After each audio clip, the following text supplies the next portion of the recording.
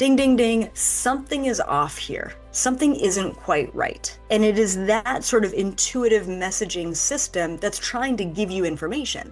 Now, the problem is that the second we have that weird twisting in our guts, that is the entirety of what anxiety is. When we can show up in the face of fear, we are reprogramming our brain to say, this is no longer something that I'm going to avoid because I'm focusing on it head on. Our brains actually can't tell the difference between something that is imagined and something that is real.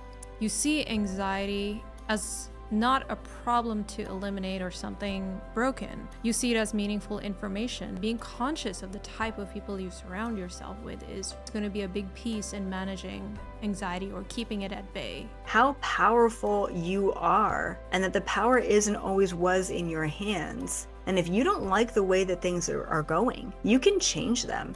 That's something that we just don't talk about enough. Hello and welcome.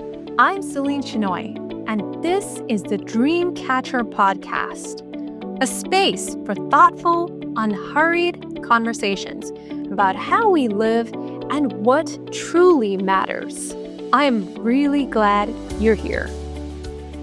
Today, we're talking about something that feels almost universal right now: anxiety. Most of us carry it in our bodies, in our relationships, in our sleep, in our breath. But we rarely stop to ask what anxiety is trying to tell us, or whether it might actually be a doorway to a deeper truth.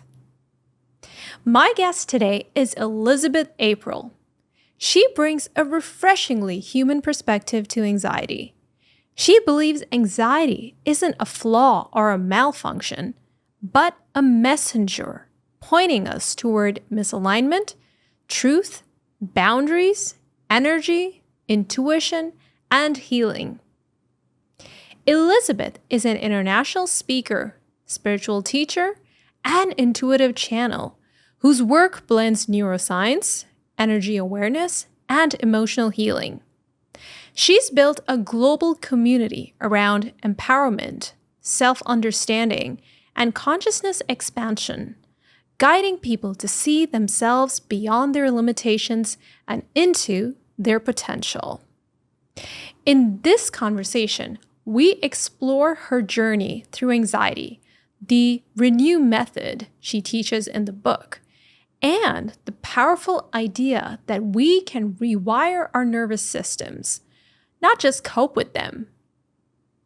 If you ever felt stuck in looping thoughts, or if the pressure of modern life has been sitting heavy on your shoulders, this is an episode I think you'll feel seen in. Elizabeth, welcome to the show. How are you doing today? Good, I'm doing so well. Thank you so much for having me on. It's wonderful to have you with us. I'm so glad to have this discussion with you about anxiety because it feels like such a big problem right now. I see it all around me. I see it impacting in so many different ways. I see it impacting relationships. I see it in the way people are just trying to hold themselves together, given all the pressure that they're facing and all the crazy things that are happening in the world. And I've also noticed that it's been demonized for years, especially on social media. I mean, people talk about anxiety like it's shameful and like it means something is wrong with you, And what I love about your work is that you've neutralized the fear around anxiety and you've reframed it in a way that feels powerful rather than terrifying. So I'm really excited to unravel your teachings and give people a different perspective. Yeah, absolutely. I mean, personally, I've suffered with anxiety my whole life. It definitely wasn't a topic of conversation back in the 90s. So we didn't really know what was going on with me as a kid. And, in the last couple of years, I finally decided to do something about it. I finally decided to look inward to try and heal and, in a way, fix it. I, of course, realized that because anxiety is such a tool for us, as long as we reframe it, you don't have to fix it. It can actually help you and benefit you in your life. So it is a really big topic, and so many have tried to cover it, but I just feel like we're missing the mark on how we're presenting anxiety and how we're trying to solve anxiety, especially when it comes down to things like medication, especially for children. Yeah, absolutely. I mean, they're just giving out meds to these kids like they're candy, and that's why we need to have conversations like this to be like, hey, there are definitely alternative ways of handling it. But yeah, Elizabeth, you touched on your story just a little bit, but I want to dive into it. I mean, you've spoken candidly about it in your book. So tell us, what did anxiety look and feel like in your life before this work that you do emerged? Yeah. So, I mean, I remember a specific moment as a kid. I was, my parents were driving. I was sitting in the van and the window was down and I had my favorite Beanie Baby in my lap. And I had this sudden impulsive visual thought of me just throwing my favorite Beanie Baby out the window.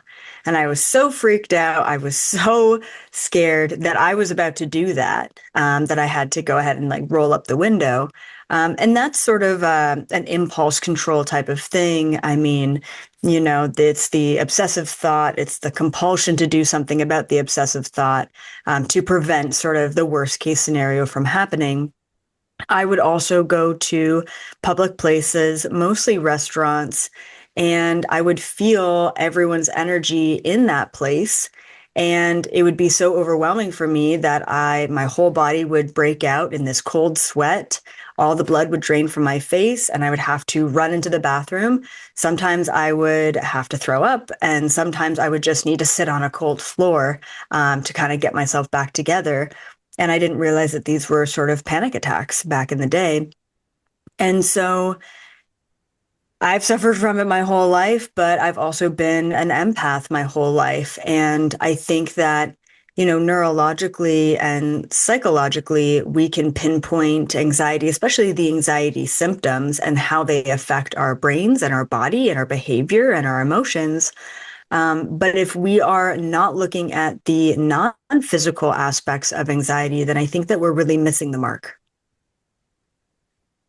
When did you find the languaging to finally understand what was happening to you? Because you said back in the 90s, when you were growing up, you didn't have any of that. So, how did you make sense of what you were going through? Yeah, that wasn't until, I mean, truly in the last couple of years when I started to look at my own present day anxiety and try and decode it and decipher it and figure out, what's the solution here. Did I go back into my childhood and realize that all of these different symptoms I was experiencing were just different aspects of what we would pinpoint and label as anxiety. And I just kind of got through it, the best I could at that time. And my parents helped as much as they could at that time. But of course, if I had a doctor telling me, like, hey, take this pill and you can get rid of this feeling, I would be all about it at the age of 8 or 6 or what have you. And so I do think that there needs to be alternative solutions. And that's the whole reason why I wrote this book. Hmm. Thank you for sharing your story. I mean, hearing the emotional beginnings of your path does make the philosophy in your book more grounded. One of the ideas that really stayed with me was the redefinition of anxiety itself. And I did mention it earlier that you see anxiety as not a problem to eliminate or something that's broken. You see it as meaningful information. So tell us, how did you arrive to that conclusion? Yeah, that's a great question. So the two things that I felt were the biggest gaps in the market of anxiety, the research of anxiety. One is, what exactly is it? And two, where is it coming from? Because everything, no matter it's mindfulness techniques to help anxiety or more of the pharmaceutical approach, we're all just targeting the symptoms of anxiety, not the root cause. And for me, a lot of my background comes from past life regression. And I truly understand that in order to heal past trauma, we have to go back to its originating source. And I felt the same way about anxiety. I Yeah. mean, maybe we could define it in a Hmm. different way, and so people could understand exactly what it is. Yeah. And then beyond that, if we can pinpoint where anxiety is coming from, and we go back to the root cause of anxiety, and we heal that and we solve that, then we can end it sustainably for good. Because I felt like no matter how much I breathed through a panic attack, I would just get another one the next day. It was great for the moment, but it wasn't great for the next one, you know? And so how I sort of define anxiety, and it's a tough, like it really hurt my brain. I've never had more anxiety in my life than writing a book on anxiety because Isn't that because ironic? it's such an elusive concept. Like I Yeah. understand why people can't really talk about it or figure it out because it does affect everyone in a slightly different way. And it's so subtle. It's so elusive. So sort of what I go back to in the book is the originating aspect of anxiety is an energetic ping or an energetic alert system. That is the crux. That is the entirety of what anxiety is. It's an energetic alert. Ding, ding, ding. Something is off here. Something isn't quite right. And it is that sort of intuitive messaging system that's trying to give you information. Now, the problem is that the second we have that weird twisting in our gut, the second that our energy systems are telling us something is off or something is different or something could be wrong, our brains try and cognitively pinpoint what's wrong. Our behavior tries to, avoid the problem. Our emotions react in a negative way. It's like, and all of a sudden we're sweating and we're heavy breathing and we are in a full blown panic attack because all of the systems have been alerted by that original energetic ping. So I try and teach people how to, before our entire systems get into survival mode, to listen to that energy ping initially. And that takes a lot of work. And we have to really break down even the root cause of anxiety and the way that I break it down in the book. And it was so interesting as it came through in my sort of own research on this. The root cause of anxiety comes from the past, the present, and the future. So I break it down in my book. There's past anxiety, there's present moment anxiety, and then there's future anxiety. And just really briefly, past anxiety is usually caused and comes from old repressed traumas that we have not dealt with. That usually culminates into what I like to call the oversaturated sponge. You've taken on and taken on and taken on, and you've got no capacity to take on anymore. Yeah. You And reach a because tipping of that, point.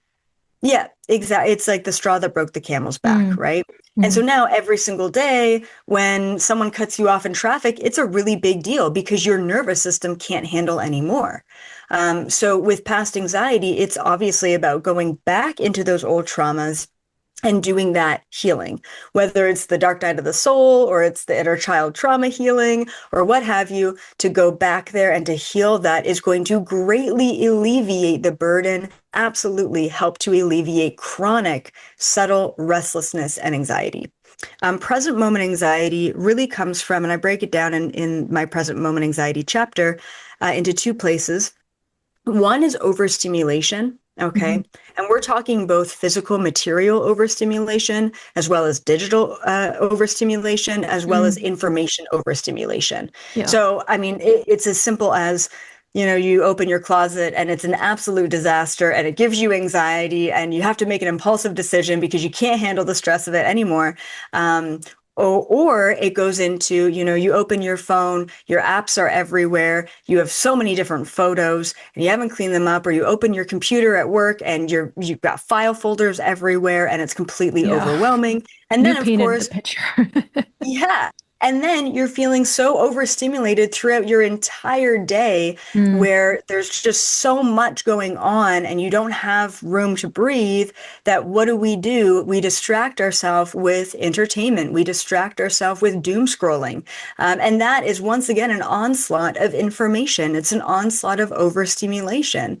mhm. And all of that combined is going to lead to present moment anxiety, which I typically find is the increase in panic attacks, right? It's like the overwhelm.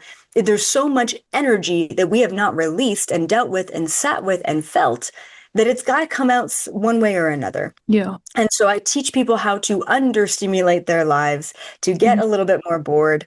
And then, of course, present moment anxiety can also be pinpointed down to these subtle energetic interactions between people. And mhm. this is something that we don't talk about often enough. And this really comes down to the title of my book, Your Anxiety is Giving Me Anxiety. And these days, we're becoming more and more sensitive than ever before. So it's not just about going to the grocery store, getting your shopping list, purchasing it, and then going home. There are sometimes hundreds of different minor energetic interactions in that physical act alone. So one of the examples I give in my book is you go to the grocery store, you're checking out. The cashier is clearly having a bad day. You don't really ask him about it, but he checks you out. You go home, and all of a sudden, you're feeling anxiety.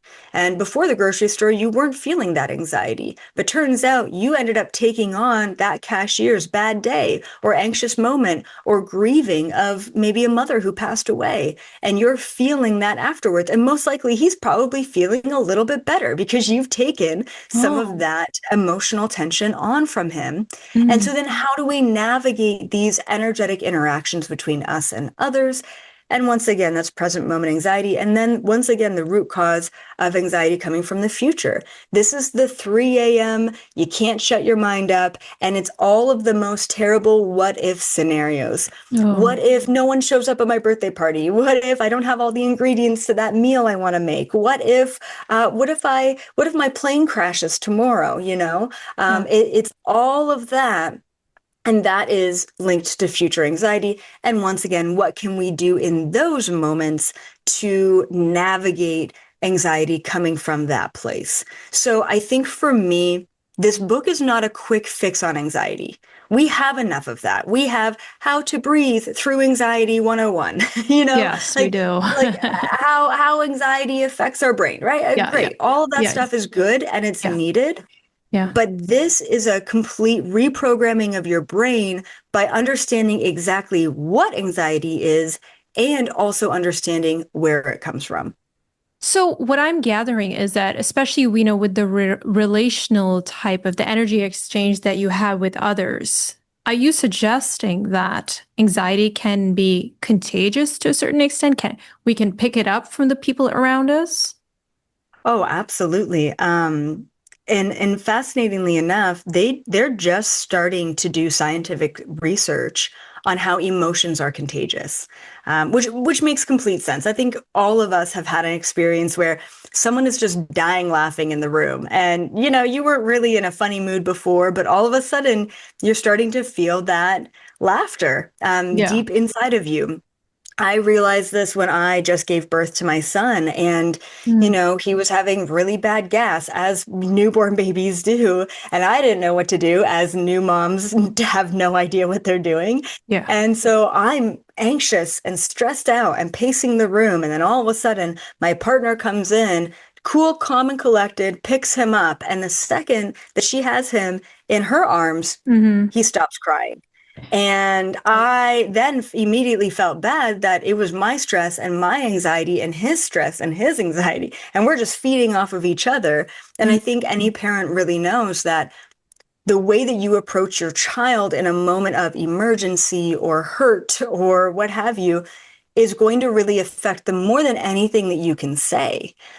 So I think just within parenting, we all understand that emotion and energy and anxiety are all contagious things that Yeah. it's just not a conversation we have.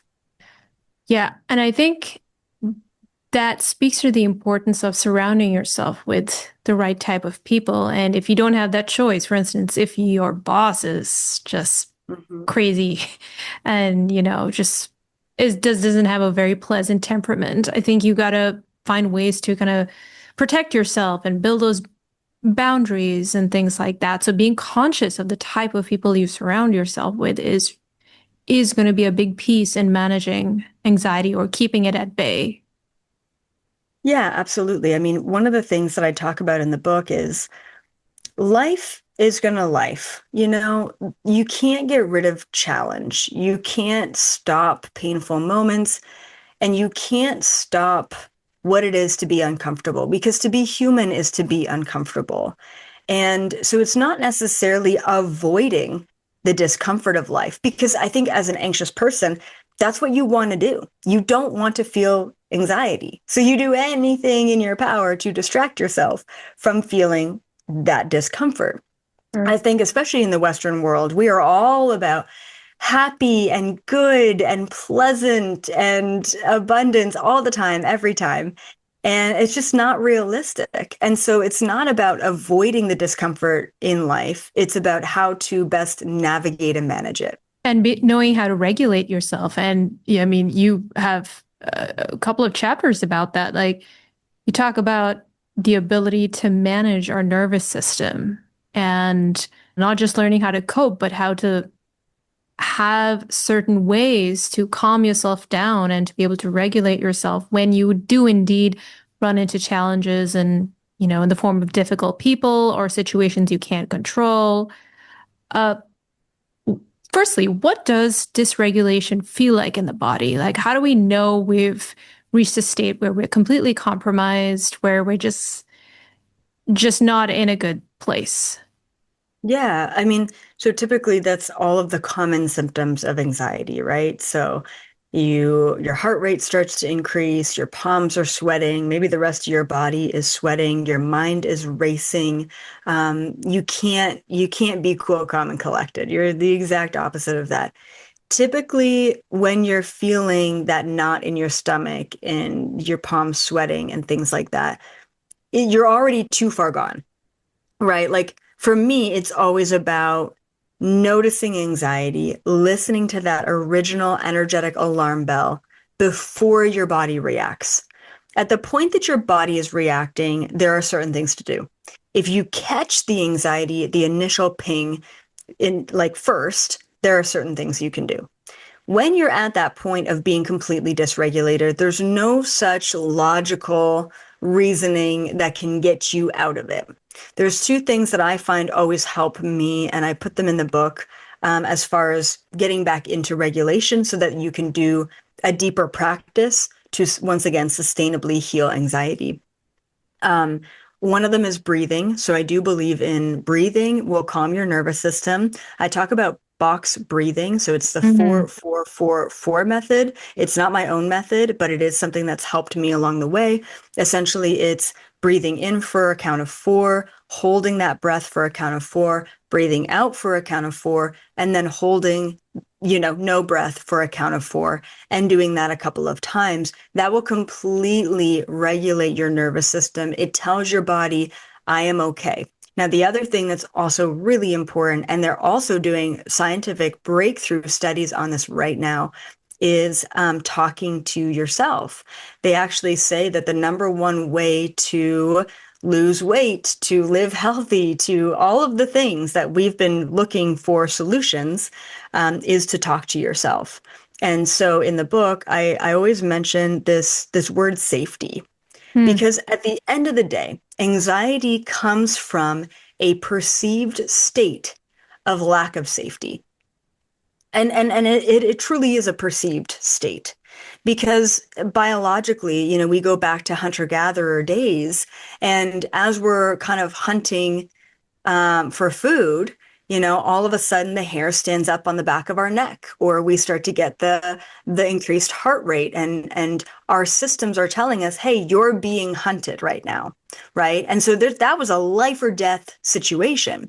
So it is biologically ingrained in our evolution to have anxiety as a messenger, as a superpower, as an alert system that is much faster than our cognitive capabilities. And so when you just tell yourself, hey, I'm safe. It's 3 a.m. I get that you're worried about the dinner tomorrow. I get that you're worried about the flight next week or whatever it may be. Okay. But right now, you are safe. You're in bed. You're cozied up. There's nothing more that you need to do or think about in this moment. And that message of safety, that reminder of safety to your biological, your emotional, your neurological, your cognitive systems, that's also what's going to really help put you back into a place of calm. I love that. So reframing the thing that's worrying you in a way that is empowering, in a way that also makes you feel a sense of, I don't know, control, like something that you can perhaps shelve for the time being and take a look at the next day. Yep, absolutely. Yeah. Um, Talk to us about rewiring. Are all these modalities and techniques you describe instrumental in the rewiring process? Yeah, big time. So I truly believe that this book is a reprogramming of your brain. And what's great is you can take these techniques and apply them to anything in your life, not just anxiety, to Mhm. reprogram that neural pathway. And if you think about it, right, the way our brain works is when we do something for the first time, we are, walking in a grassy field for the first time. And then when we do this same thing again, we rewalk that path and rewalk that path. And eventually that path has no more grass on it, and that is like a very solidified pathway that we're walking. It's something that we can do with our eyes closed. And Yeah. that's how sort of the brain works and neural pathways work is we rewalk these paths. And unfortunately, anxiety falls into that category. If you're afraid of the ocean, then anytime you get near a big body of water, you're going to start to feel that panic and that anxiety because that's the pathway that you've always walked. So, how do we rewire the brain by looking at our current pathways and then confronting them in a way that is safe so that they no longer run your life? And for me, one of the techniques I put in the book that's probably the biggest technique is how to essentially relive a moment of your greatest fear, right? So if your greatest fear is drowning in the ocean, I want you to sit in that moment. I want you to replay that fear in your mind. And as you replay that fear or you play that fear for the first time because it's so scared you've never played it before, to breathe, to remind yourself that you are safe, and to feel all of the anxiety, all the emotion, all the fear associated with it, and then to replay it again and again and again until all of a sudden there is no emotional reaction associated with it. When we can do this, when we can show up in the face of fear, even just in our own mind, we are reprogramming our brain to say, this is no longer something that I'm going to avoid because I'm focusing on it head on. And what's really cool is our brains actually can't tell the difference between something that is imagined and something that is real. So as we imagine it, our whole bodies, our whole systems are yelling at us saying, I am not safe. I'm about to die. This is very real. And then we replay it and we replay it, and those feelings get less and less. And that's how we essentially neutralize these greatest fears. And then we can move forward with full trust and freedom in our life. That sounds like exposure therapy, right? By Yeah, someone else simulating brought it that up. in your mind, you kind of just slowly kind of get accustomed to it. And you're like, at a certain point, you're like, hey, it's not that bad. Like, why was I so afraid of this? Yeah, exactly. And this is something that I naturally did in my own life that really worked without ever knowing that this was a thing out there. And so in the book, I sort of reframe it with my own language, but it does come down to a very proven technique that works with people who have these fears and these anxieties.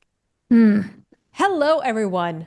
I'm excited to announce the upcoming launch of my new book titled The Nomadic Soul, a seeker's guide to finding a sense of self and belonging in the modern world, which highlights a profound yet often unexplored part of your identity that holds the key to everything from answering your biggest questions to finding deeper meaning and joy in everyday life.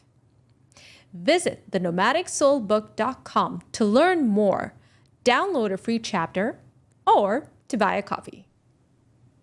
And one of the challenges that people face when they have anxiety are just rumination, looping thoughts, just going, that's personally something that used to haunt me. Now I have more control over it now that I have a whole toolbox, of things that I use when I find myself going down that rabbit hole. But thinking about the worst case scenario, as you described in the future type of anxiety, where we're sitting in bed and we just can't seem to control our racing thoughts, and we just go on and on and on. We keep replaying this worst case scenarios in our mind. People get stuck in all kinds of spirals that they can't seem to climb out of. Elizabeth, why do these loops feel so hard for some people? Why is it almost addictive? Mm-hmm. Yeah. So, I mean, just like going back to those neural pathways, it's easy. And we end up, I mean, no matter how destructive these pathways are, no matter how unhappy they make us, we know the end result, right? Like we go back to that bag of chips because we know what it's going to feel like to eat them. We go back to the job that we hate because we know what to expect. It comes down to our greatest fear as human beings, which is the fear of the unknown. Mm. We would rather do something that does not serve us, and we know it. Most of us don't fully know it doesn't serve us. But we would rather do that than to go out on a limb and do something completely different. So one of the things that I put in my book to stop the looping, to stop the repeated patterns, to stop walking the same neural pathways over and over again, just because it's easy, just because it's comfortable, right, is to purposefully, consciously get uncomfortable. So there's like two sort of things that I recommend, and I recommend other things as well. But one of them is to make random choices throughout your day. And I'm talking about like super random choices. I remember writing this portion of this chapter, and as I was writing it, I was chewing gum, and randomly I took the gum out of my mouth and I just stuck it to the back of my hand. I mean, I would never do that. I wrote that in the book. I'm like, as I'm writing this, I'm taking my gum out and I'm putting it on the back of my. There's no reason to do that. But guess what? By doing a thing I've never done in my entire life, I am starting and creating a brand new neural pathway. I am moving, consciously choosing a new path to move the energy in my brain. I'm reprogramming my brain by doing something completely random, right? Now, that's an easy example. Every once in a while, I'll take something on my desk. It could be a bottle of cream or maybe a pen or a crystal, and I'll just like chuck it across the room. I just so random, but like, hey, you know what? The other part of me, through comfortability, through looping, through neural pathways, through knowing what to expect, I would have never done that. Why would I do that? That's ridiculous. There's no means to an end there. But guess what? The means to an end is to open up a new neural pathway, to walk a different path, to tell my brain and tell my body in that moment that I'm safe to make new choices, right? And so the other thing that I recommend for people too is to purposefully get uncomfortable. And that could be making a new choice, right? Like you go to a restaurant, you're like, I always get the chicken wrap. Okay, fantastic. Get something else. Like make a conscious choice to get something else. You could hate it, right? But get it anyway. And then at least you know, right? It doesn't always have to be a good experience. And that's why we go back to choosing the same things, because it's comfortable and you know what to expect. The other thing that you can make you purposefully uncomfortable in a safe way is cold showers. So I also recommend this. Cold showers not only has been proven to decrease anxiety and increase sort of nerve function and cellular growth and things like that, but it's also purposefully getting uncomfortable. It is telling your body, hey, we're not going to like this, okay? But we're going to be okay. We're going to be safe. I'm going to do something uncomfortable and I'm going to get through to the other side and I'm going to be just fine. And by doing those things and showing up and being okay with being uncomfortable, being okay with making new choices and creating new neural pathways, we end the looping and we start to become conscious present moment participants of our reality. I love that. So building enough evidence to convince yourself that you are capable of changing and doing things differently. Bingo. Those small choices lead to bigger choices like, am I happy in my job? Am I happy in my living situation? Am I happy with It opens the myself? door for the bigger things. It does. It Yeah, does. that's great. Have you seen the movie Inside Out too? No, I haven't. Okay, so they have a character called Anxiety there, and I just thought it would be interesting to speak to you about it and if you like the way she was portrayed in it. And yeah, but I guess if you haven't seen it, then we can't get into that. But yeah, definitely, I mean, catch that movie because Yeah. they have portrayed that character in a very interesting way. Mm. And it's again, it was able to, they were able to give a very, very different take on the feeling of anxiety and how it interacts with all the other emotions and how all the other emotions play a pivotal role kind of managing Mm. that part of ourselves. So, you know, what I find very unique and distinctive about your work, Elizabeth, is that you bridge psychology and intuition and energy in a way that feels expansive rather than polarizing. For those who have only understood anxiety through the lens of clinical language, how do you help them open up to a more multidimensional view without dismissing the science? Yeah, for sure. Good question. So I'm always an Eastern meets Western girl. Like I'm always black and white. It's not one or the other. It's not left or right. It's both. And so in so many ways, my work across the board is to be a bridge between different theories, different modalities, spirituality and science. Like I love it.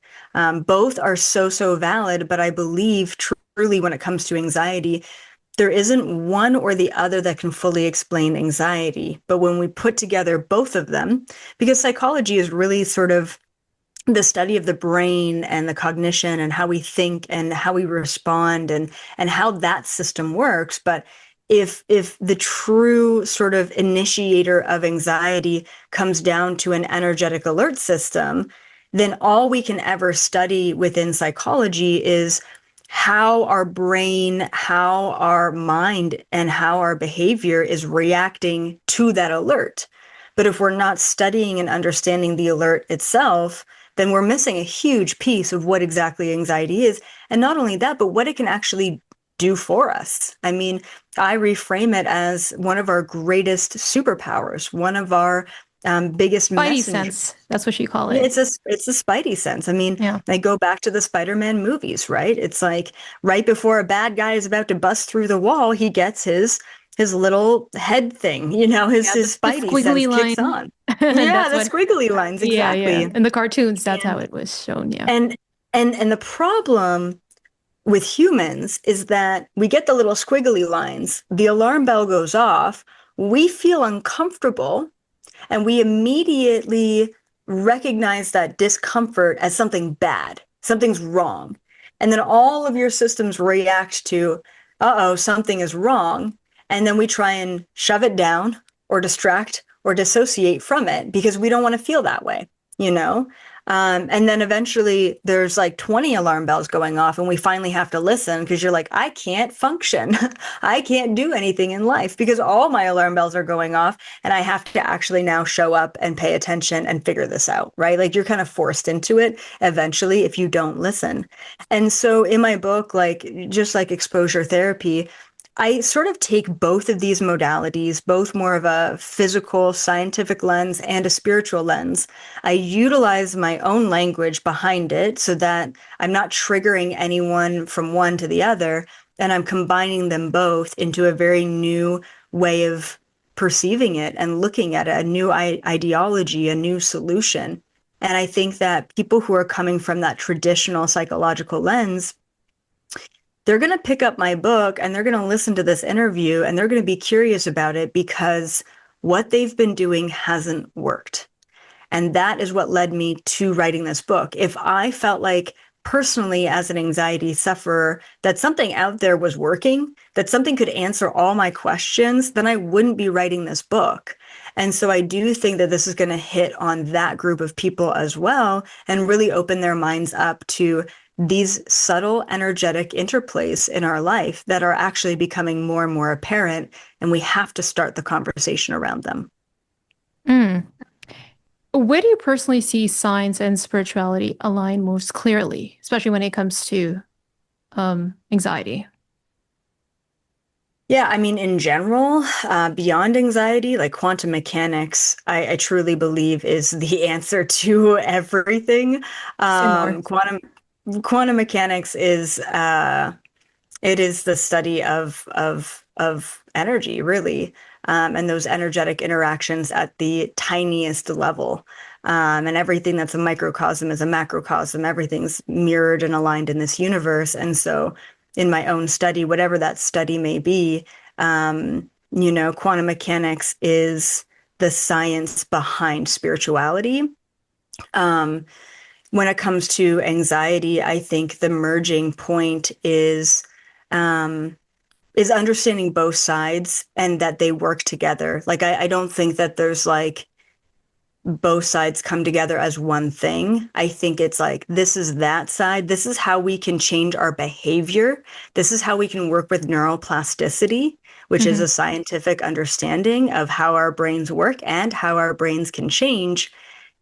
And if we apply more of an energetic understanding to that, then it's time to really grow and expand beyond just being stuck in the cognitive behavior. So it's kind of both combined rather than just one thing that merge both together, if that makes sense. Yeah, so it's taking an all-encompassing approach. So taking care of the body, the nervous system, the physiology, and at the same time, looking at what it looks like on a cognitive level and on a meta level. What is happening, from a spiritual perspective? Why am I having these feelings? What does it mean when it comes to my life path? What is it pointing to? So having that higher perspective gives meaning to whatever Yep. you're going through. Yep. Absolutely. Yeah. It's huge. I would like to get your take on this, we live in this culture where people are talking about anxiety, in TikTok videos, especially Gen Z, who apparently are one of the most anxious generations. Do you think talking too much about it and perhaps kind of doing that self-diagnosis that a lot of people love to do these days, do you think that's becoming a problem and kind of making it harder for us to climb out of that hole? Yeah, I love that question. I was actually just asked the same question yesterday in another interview of, are we over focusing on anxiety? Pretty Is much, the yeah. younger That's yeah, generation yeah, just too focused and then kind of creating more of a problem out of it? And exactly. my answer is no, I actually don't think so. So I think coming from the millennial generation, Hmm. um, there was no discussion about it at all. Yeah, We yeah. were I'm a not, millennial too. So yeah, and so that was not a thing. It's like, no, you're fine. Just yeah, shake it off. You're okay. Like you're yeah, just or you're too you're a child. sensitive, the Yeah, yeah, you're too classic sensitive. thing that we Exactly. empaths had to Yeah, hear all the time. exactly. Yeah, Yeah. And and so it's like, oh, okay, cool. Like I'm not safe in even talking about it. yeah. So we had to kind of come out of our own hole in that way Mm. and learn emotional intelligence all by ourselves because our Hmm. parents did not teach us that. And boomer generation is still learning that themselves. Yeah, Um, so I think we're going from a place of not talking about it at all to needing to have the discussion and and then we're going to get to a place of just recognizing that it is a thing, it is happening, and it is happening more. So I think objectively, anxiety is happening a lot more.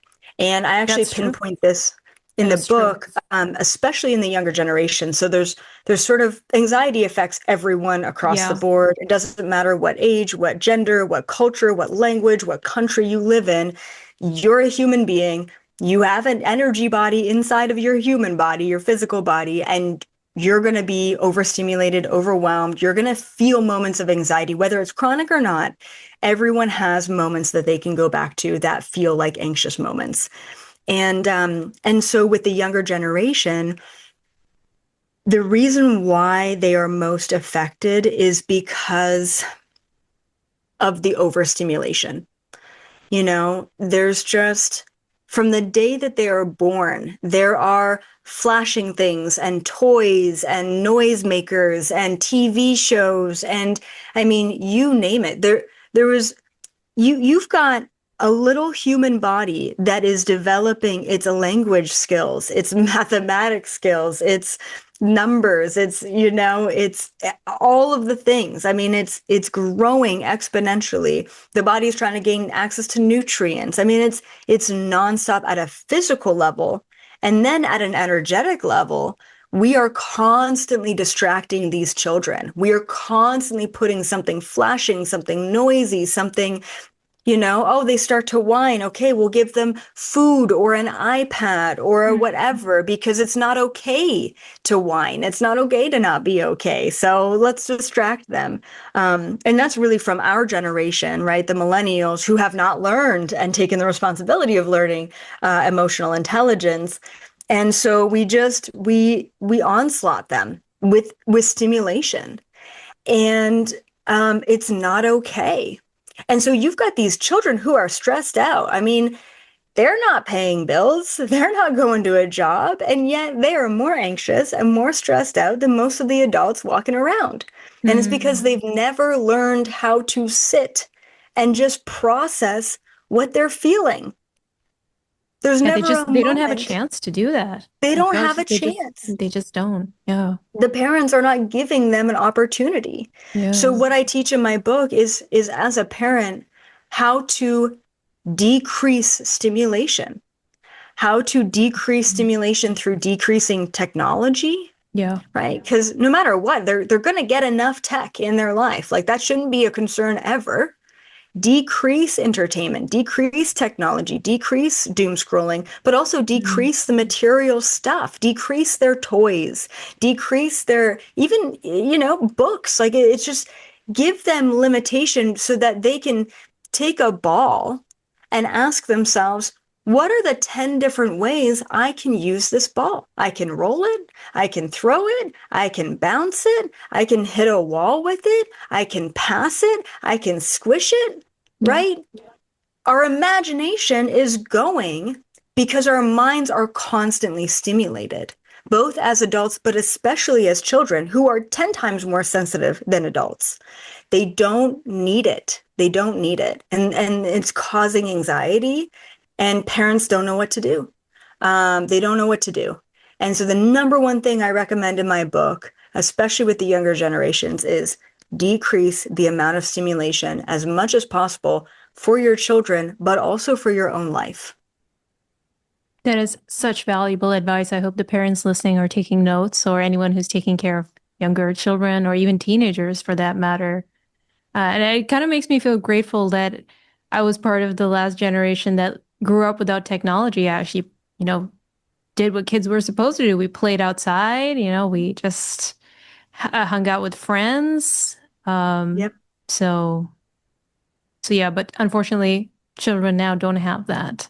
They don't have that And I type do of, believe yeah. that, it was probably like five, maybe more than that, but 5-ish years ago, I went out to a restaurant. I'm sitting down. I don't believe in phones at the dinner table, right? Like it's just, I don't know, Mm, to call me neither old, do but I. Yeah. Yeah. and so I look across the restaurant and there's this family, and you've got two adults and two children. Both kids are glued to their iPads. They've Mm, got over-ear headphones on. Both parents are glued to their devices and their phones. No one is talking. No one is looking at each other. There is zero interaction. And I felt physically sick to my stomach. Like I felt like, is this where we're going? Like, is this what society has come to? And so that night I was meditating and I tuned into it and I was like, give me hope. Like, give me some sort of hope that we're going to correct this behavior because I'm concerned. And what I saw is that this younger generation, it would be like Gen Z, but then also the alpha generation, right? This new generation coming mm, in. Um, they're going to grow up with so much overstimulation. They're going to grow up with so much disconnect from others. They're going to grow up with so much technology that when they are our age, when they're in their 20s and then their 30s, they're going to want nothing to do with it. So we're going to swing the pendulum back to a place of authentic, real connection. So no matter what it is, they're going to be craving. Maybe it's a music concert. Maybe it's a venue where you leave your phone at the door or what have you. But they're going to go into a place where, the usage of dating apps is going to decrease. The usage of even like Netflix is going to decrease because they're going to be craving what they didn't get in childhood. And so that gives me hope. We've got maybe another 10 years to see that, but I guarantee you the pendulum's going to swing back around, and then we're going to find a really good middle ground when it comes to authentic connection and technology. Boy, I sure hope you're right because I don't know, because the trajectory that seems to be more likely is that the opposite's going to happen, that they're going to get overstimulated and burn out. I mean, unless we step in and we do something. But Right. Burn out and get to a point where they realize that's not making them happy, and, and then when and you then they take a take a look at turn AI. and just do things differently. Yeah, I absolutely think so. And then when you take a look at AI, we're going to get to a point, this is going to happen in the next couple of years. It's already happening, but we're going to have now videos of celebrities doing crazy stuff or saying crazy stuff. Like these AI videos, whatever they may be, they're going to look so realistic that we're not going to know the difference between a real video Mm, and an AI generated video. And that is scary, that yes, is very but scary. what it's going to prompt is one big question, which is, what is real? What is reality? And when we are all so sick and tired of seeing all of these clickbait videos that are just AI generated, it's Mhm. going to actually drive us off the phones. It's going to drive us off these networks. It's going to drive us into real, authentic conversation, communication, connection, utilizing our five senses because that is real. That is tangible. So, yeah, I mean, in the next 5 years, we're going to start to really question the nature of our reality because of AI. And then it's probably going to take 5 to 10 years to get to a point where we're all so sick and tired of the illusion that is online that all we want to do is just touch and feel and see and smell and taste and be present with the only thing that is real, which is experience. Mm, that sounds good to me. Me too. Yeah.